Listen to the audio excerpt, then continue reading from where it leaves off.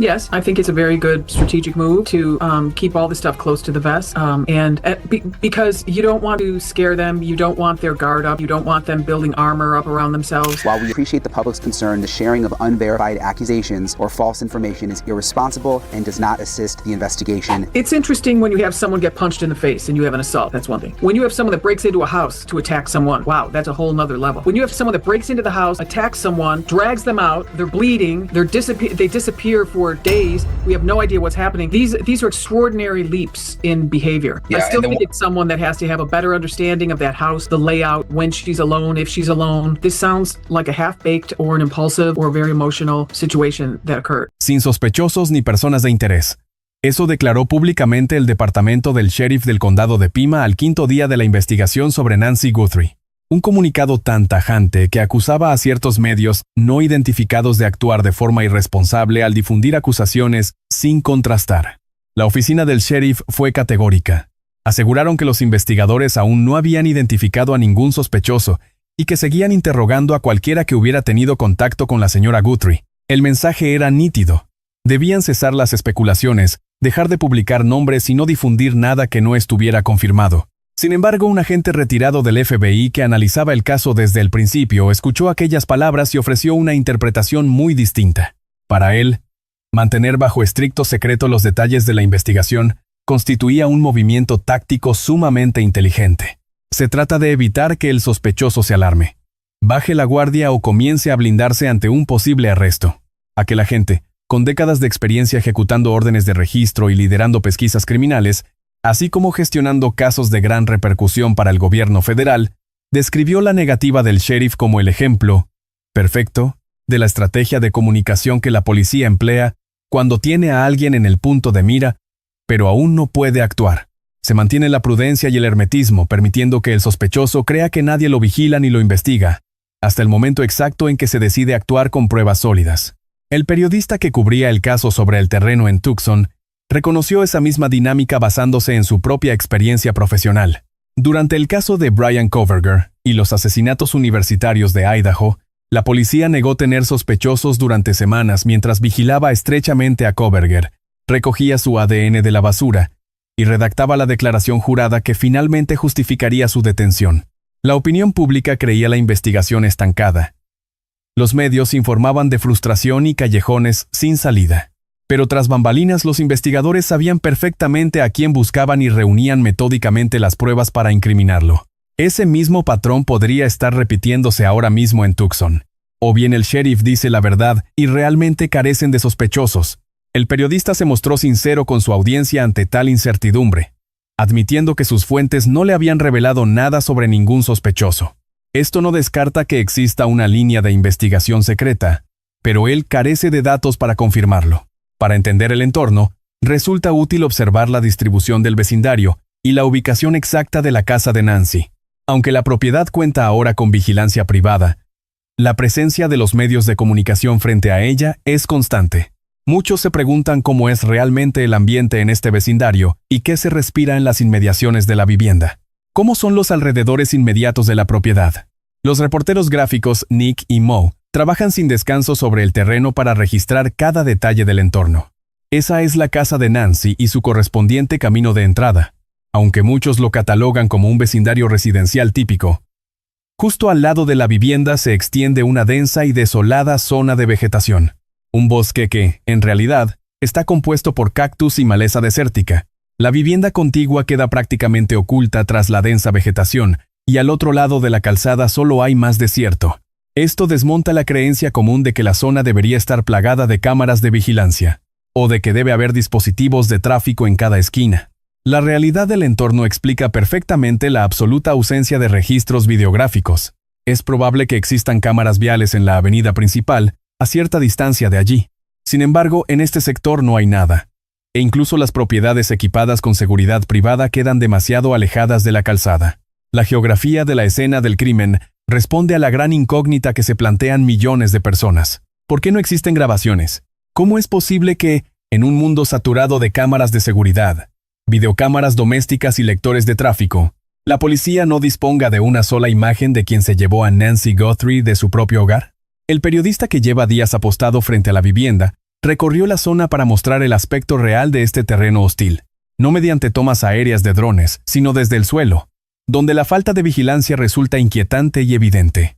Las viviendas se asientan sobre parcelas inmensas, aisladas por una desértica combinación de cactus y matorrales.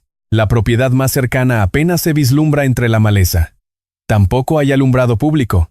De noche, según constató el periodista sobre el terreno, reina una oscuridad absoluta.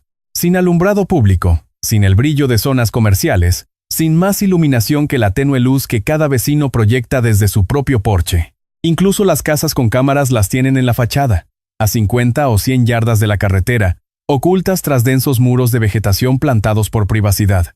Una cámara en la puerta principal solo capta lo que ocurre allí mismo, no vigila la carretera, ni la propiedad de al lado, ni el cruce donde un coche podría girar. Hay cámaras de tráfico en la carretera principal, fuera de la urbanización. El periodista observó algunas en los cruces más grandes, pero dentro del vecindario no hay absolutamente nada, ni cámaras municipales, ni vigilancia de la comunidad de vecinos, ni sistemas comerciales apuntando a estas calles residenciales. Las carreteras sinuosas y laberínticas que entran y salen de la urbanización no están vigiladas por nada más que por los dispositivos que cada propietario haya instalado por su cuenta. Y la oscuridad nocturna convierte este terreno desértico en el escenario de ocultación perfecto para que alguien que conozca el lugar se aproxime, se infiltre y escape sin ser detectado por ningún ojo electrónico. Una vecina que se acercó al periodista mientras grababa confirmó esta vulnerabilidad, asegurando que varios desconocidos habían estado vigilando las casas. Describió a sujetos que llamaban a las puertas ofreciendo placas solares o limpieza de ventanas, pero que jamás llevaban herramientas.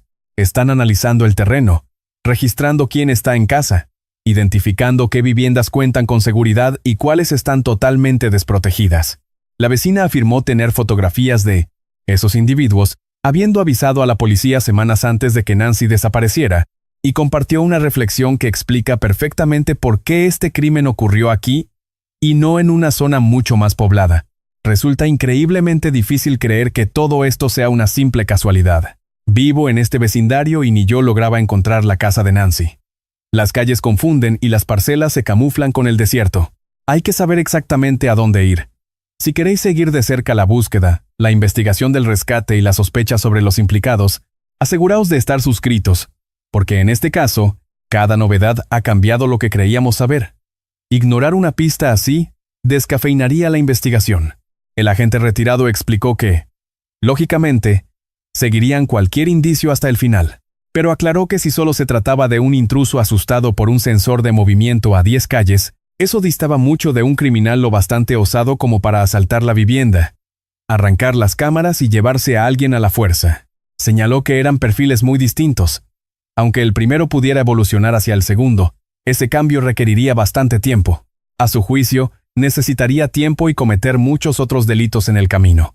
Sin embargo, admitió que la presencia de un grupo organizado cambiaba las cosas y despertaba su interés. Añadió que aquello debía investigarse minuciosamente, y que si los vecinos lo presenciaron, seguramente existirían grabaciones de esas cámaras. Explicó que, según su experiencia, la gente suele limitar la cobertura de sus cámaras al perímetro inmediato de la vivienda, sin vigilar realmente la carretera. Tal como había señalado previamente, dos clases distintas de criminales. El agente retirado del FBI diferenció claramente los avistamientos sospechosos denunciados en el vecindario de Catalina Foothills de aquel individuo que realmente asaltó el hogar de Nancy Guthrie para llevársela. Un hombre que merodea por un jardín y huye al encenderse un foco sensor de movimiento es solo un principiante, un simple intruso buscando un objetivo fácil. Alguien que actúa en las sombras y retrocede ante el menor indicio de peligro. A ese tipo de delincuente le asusta la luz. No derriba puertas ni arranca cámaras de las paredes. Tampoco somete por la fuerza a una mujer anciana para arrastrarla fuera de su hogar, meterla en un coche y desaparecer en la noche. El captor de Nancy es un criminal muy distinto. El agente describió la enorme escalada de violencia que supone este crimen, del allanamiento al ataque físico dentro de la vivienda, hiriendo gravemente a la víctima para luego arrastrarla al exterior y hacerla desaparecer por completo. Son saltos de conducta sumamente drásticos. Cada paso resulta más violento, más descarado y mucho más frío que el anterior. Y el agente recalcó que, aunque un simple merodeador podría convertirse teóricamente en secuestrador, Esa evolución requiere tiempo y una intensa actividad delictiva intermedia. Una progresión desde hurtos menores hasta asaltos violentos que va alimentando la confianza y destreza del delincuente durante meses o incluso años.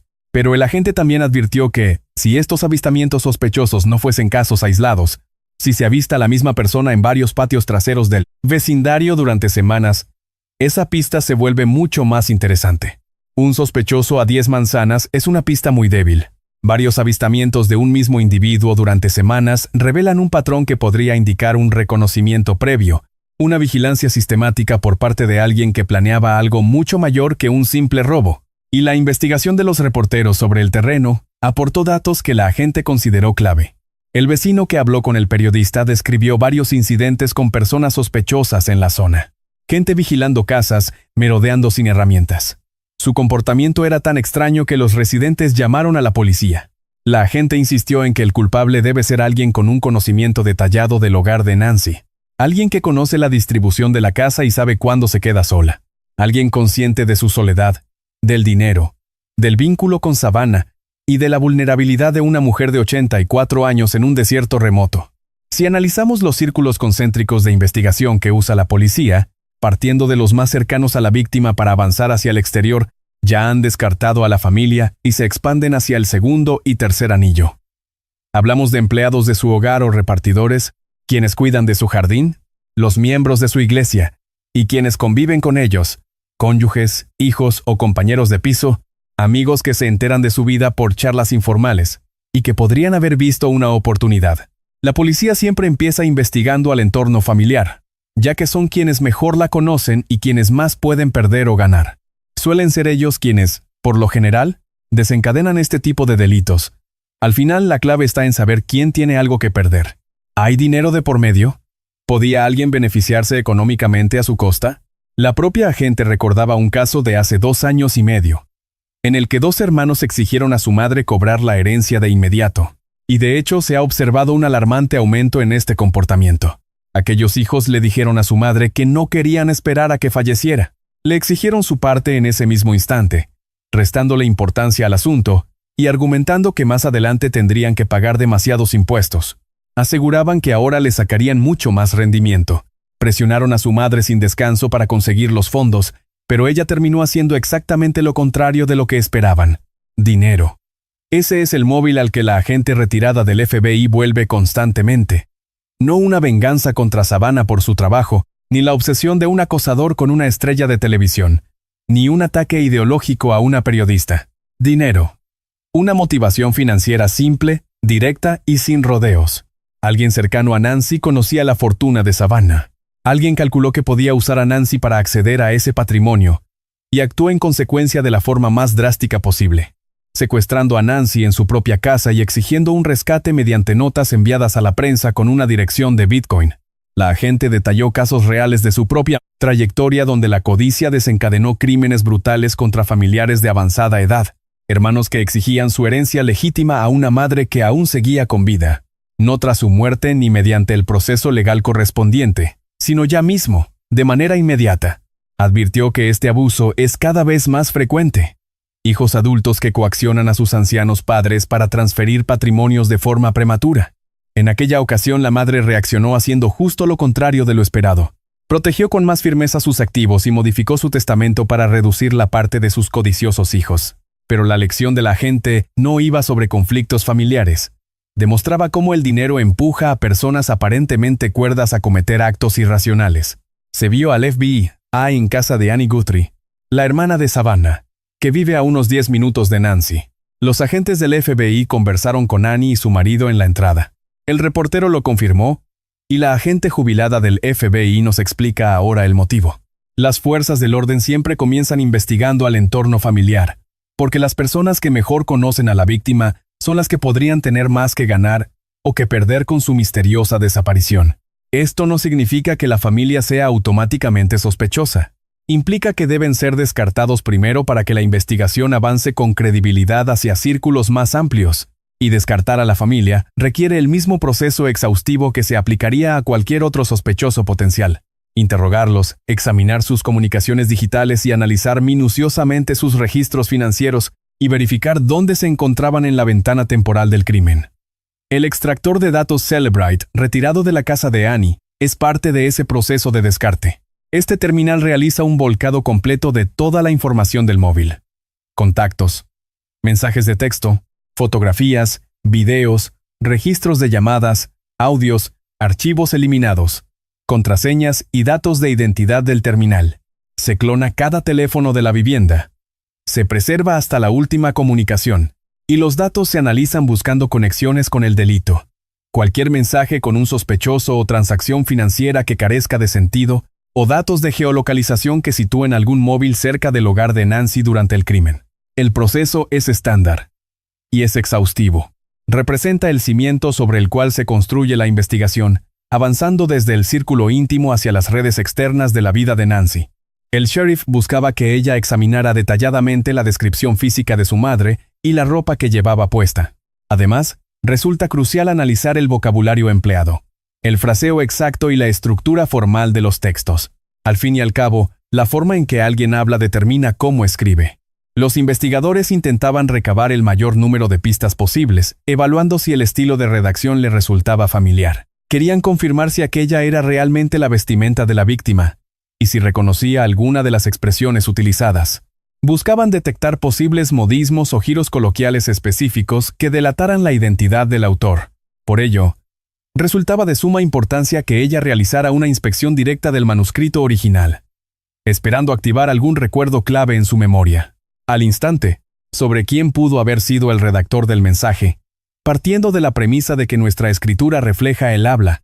Este principio fundamental de la lingüística forense explica por qué el sheriff mostró la nota de rescate a Savannah Guthrie el lunes por la noche.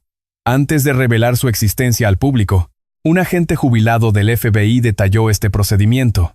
Los agentes no solo buscaban que Savannah confirmase si la descripción de la ropa de Nancy era exacta, le pidieron que analizara con cuidado la redacción misma, el fraseo, el vocabulario, las expresiones coloquiales y el tono, buscando determinar si le resultaban familiares.